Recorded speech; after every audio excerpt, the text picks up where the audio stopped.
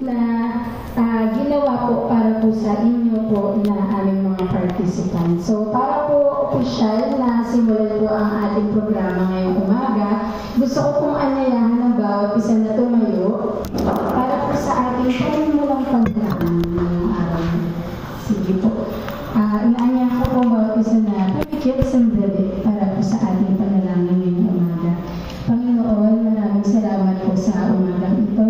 Salamat, Panginoon, sa lakas at gabay na ibinigay niyo po sa amin para makarating po kami ng ligtas sa lugar na ito.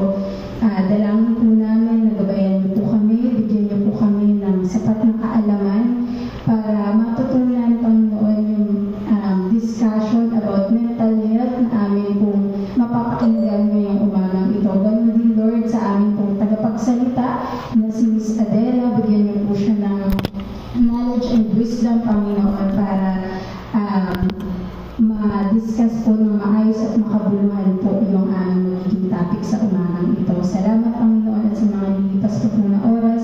Samahan niyo po kami. Ibinabalik po namin